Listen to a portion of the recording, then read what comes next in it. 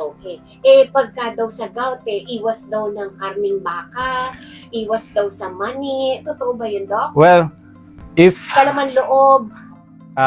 yan yung yung purine kasi purine metabolism tayo. Oo. Ngayon, if you 1/3 lang ng mga kinakain yan, 1/3 ng problem natin sa uric acid ay galing sa pagkain.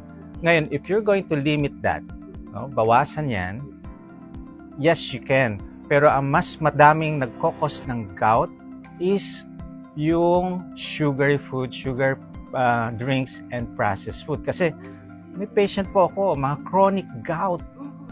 Binago ko ang lifestyle.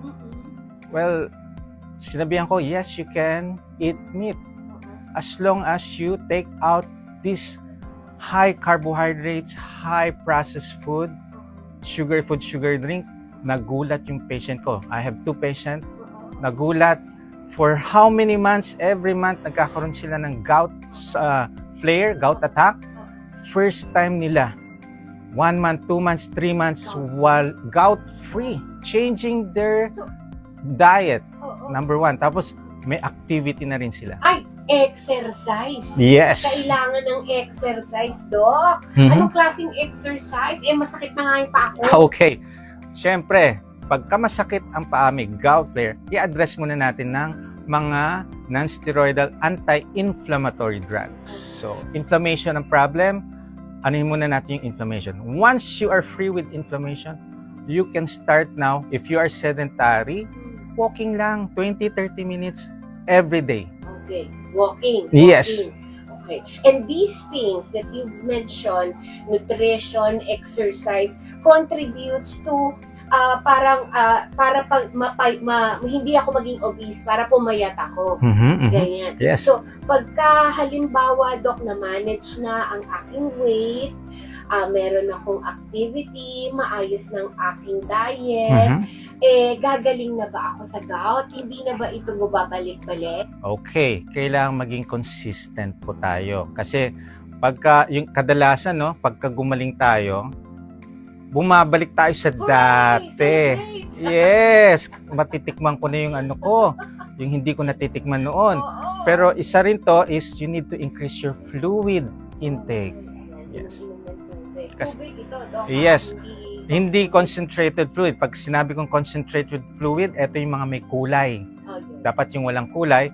Bakit? Kasi tutulong yan ma-excrete sa kidney yung uric acid. Okay, if you have gout, I recommend no liquor.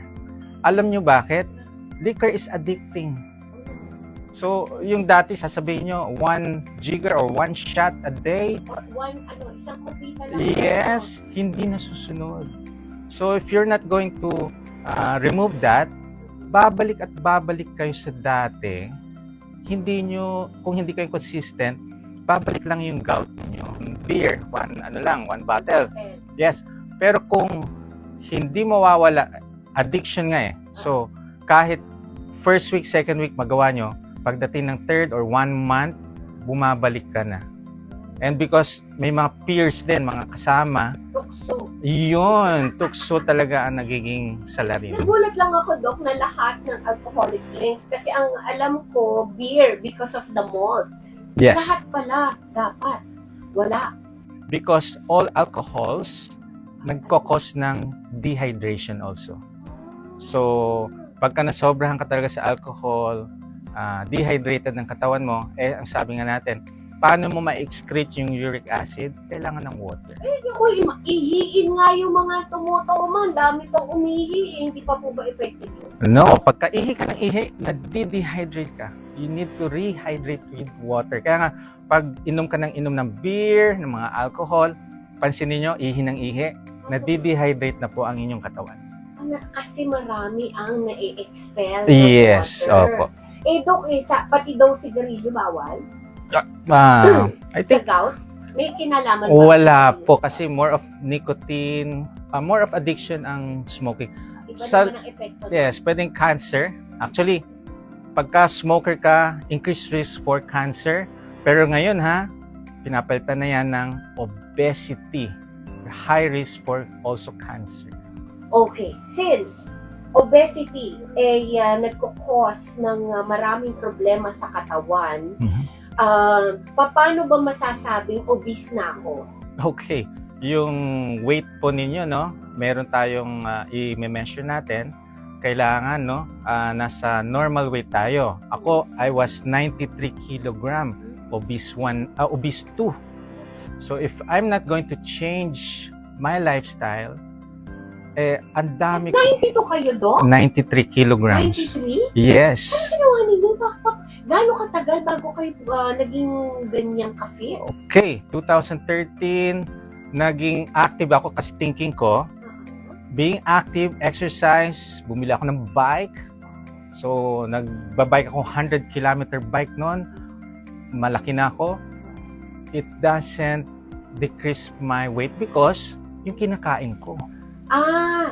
Oo. Kasi yung iba sinasabi nila, masusunog din naman yan No. Magbabike ako mamaya, tatakbo ako mamaya, lalakad ako mamaya, papawisan ako, tapos sang damakmak na kain. Yun. nakakain, So, pagkatapos. Yun yung problem kasi 80% of total health natin comes from our nutrition. 20% lang ang exercise. Naku, Yan. Dok, parang paparusa naman kasi. Ano yung diet restricted, Dok? Yes, So, paano ba magandang umpisahan? okay. Para ma-sustain ko, yung nga reasonable, para naman hindi ako malungkot. Okay, para hindi kayo malungkot, meron naman tayong tinatawag na yung mga tatanggal lang muna natin is yung mga sugar food, sugar drink. No? Mga instant. Yes, yung mga processed food na instant, iwas. At mag-focus po kayo, home-cooked meal.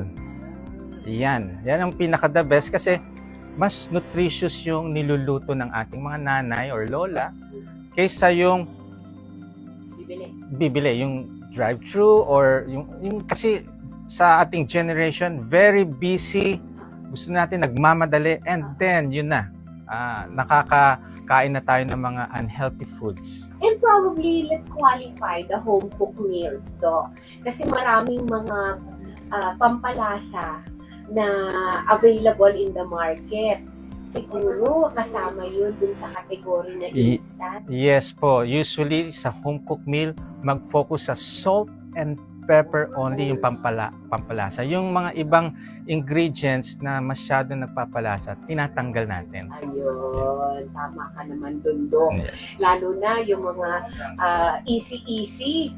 Diba? Marami ngayon yan. Well, it gives us convenience because of our very fast lifestyle. Yes. But may palit pag in the long run. In the long run, yes, na-enjoy nyo itong mga unhealthy foods, pero after a decade, 2 decades, 3 decades, ayan na po yung mga lifestyle diseases, debilitating. Ang problem pa, magastos, sobrang gastos nila once you're nasa ospital na.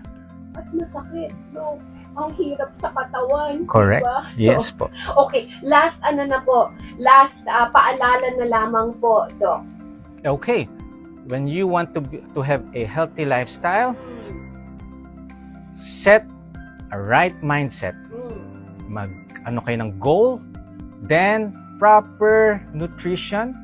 You can also do fasting and have an active lifestyle. You can be the best version of yourself, adapt, and you will evolve.